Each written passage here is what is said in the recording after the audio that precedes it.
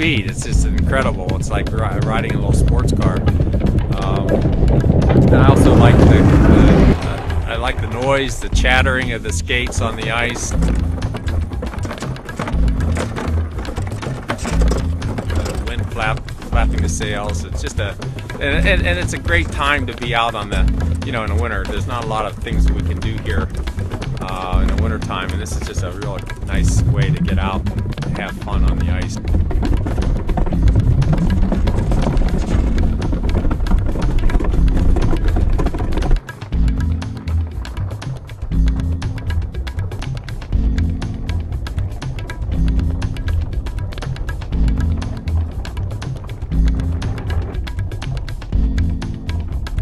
Because of the salt water, we get holes that open up in the ice fairly quickly if we get some warm weather on and some sun on the surface of the ice. So what we're doing now is marking those areas out so people can stay away with the boats from those areas.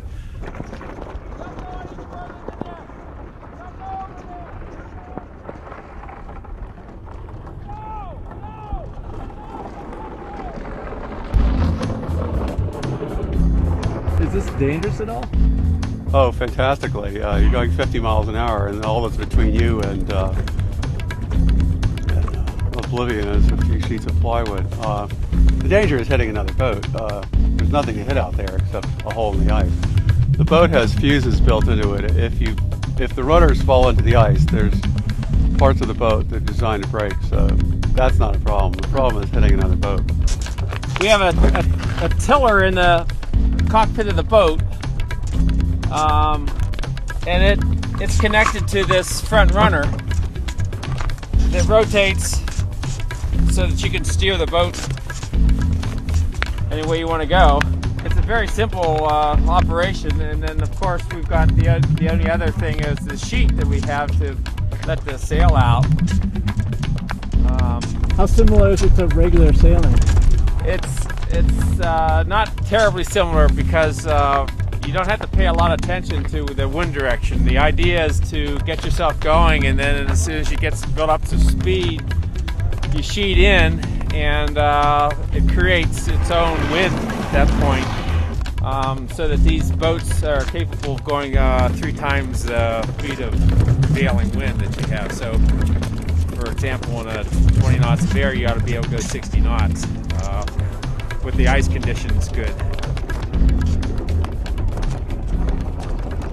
So these boats really date back a good number of years. A lot of them are in people's garages from that time, and they haven't been used since. But these boats are getting a lot of use. They're both what they call DNs, which stand for Detroit News, the newspaper in Detroit, and they offered a competition for boat design, ice boat design, back in the 1930s.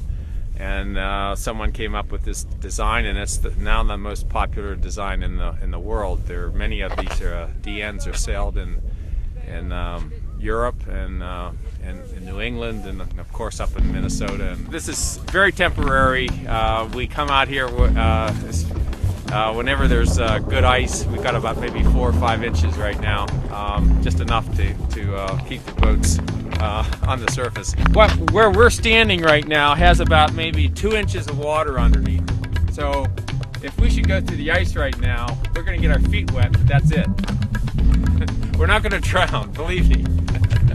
In fact, you can walk from here to that point out there. That's called Wade's Point.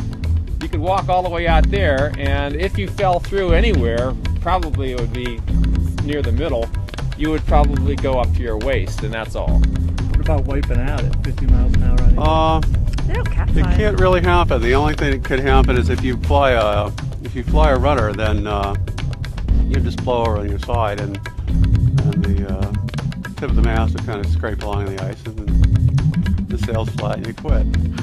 But I wouldn't want to do it, but you would fall out because you don't have a seatbelt or anything, but that might not be a bad idea.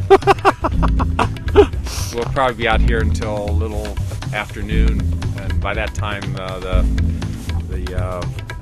tide will be coming up and the ice will start to get pretty soft, and we'll get the boats off. And probably this is the last day for this year.